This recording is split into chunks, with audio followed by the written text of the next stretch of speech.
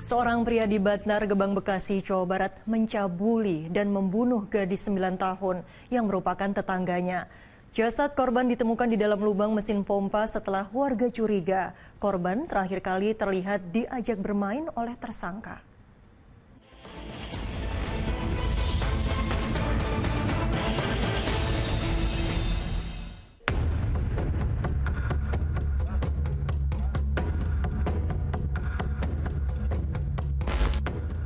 Kasus pembunuhan dan juga pencabulan kembali terjadi terhadap anak yang masih di bawah umur.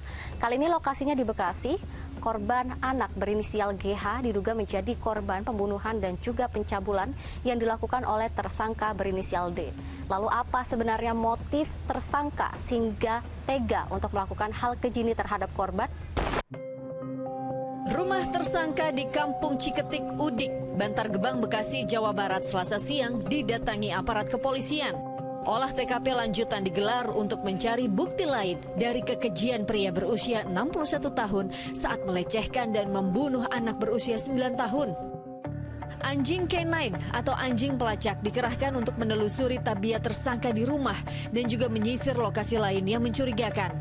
Pola kerja dari anjing pelacak ini, dia mengendus kebiasaan atau langkah korban dan langkah pelaku sehari-hari.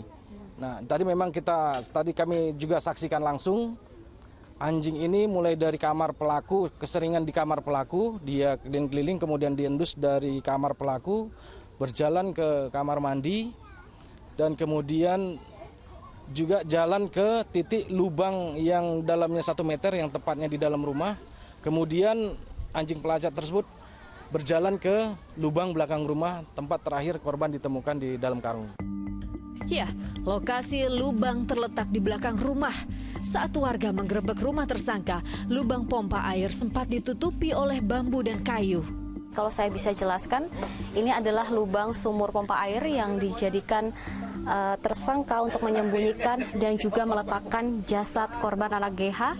Kalau saya bisa gambarkan, ini lubangnya tidak terlalu lebar, namun untuk kedalamannya ini bisa mencapai sekitar 2 meter. Dan saat ditemukan, polisi juga melihat bahwa jasad korban ini diletakkan di dalam karung.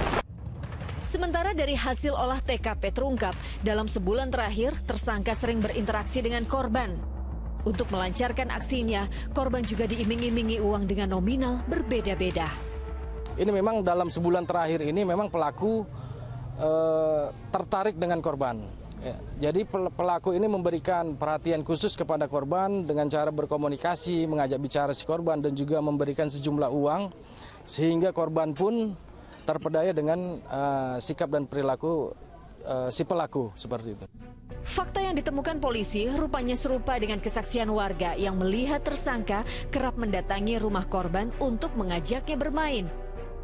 Yang pertama dicurigain ya si bapak korban juga udah kenal sama dia, udah sering lihat si pelaku itu nyamperin ke rumahnya gitu.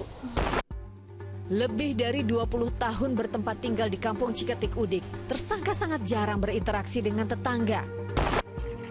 Pribadinya semakin tertutup saat hidup sebatang kara karena ditinggal minggat oleh istri dan 2 anaknya pada tahun 2023 lalu.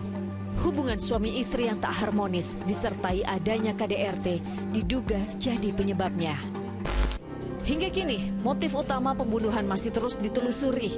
Dari hasil penyidikan tim penyidik, kakek berusia 61 tahun itu mengaku sempat mencabuli sebanyak 2 kali sebelum membunuh korban. Untuk motif pelaku, ini ada 2 motif pelaku untuk perbuatan pencabulan dan juga motif pelaku melakukan kekerasan terhadap anak yang meninggal dunia dan atau pembunuhan. Motif ini sedang didalami oleh tim dari Apsifor. Kematian tragis bocah kelas 3 SD terkuak setelah keluarga mencari-cari keberadaannya sejak 31 Mei lalu. Setelah diselidiki, saksi sempat melihat kakek berinisial DS menjadi orang yang terakhir kali bertemu korban. Atas perbuatannya, tersangka terancam pidana 15 tahun penjara. Tindak kejahatan seperti ini harus mendapatkan hukum seadil-adilnya agar tidak ada lagi korban, khususnya anak di bawah umur yang harus merenggang nyawa akibat tindakan yang dilakukan oleh para pelaku. Saya Teatrika Putri dan juru kamera Ilham Elias melaporkan dari Bekasi.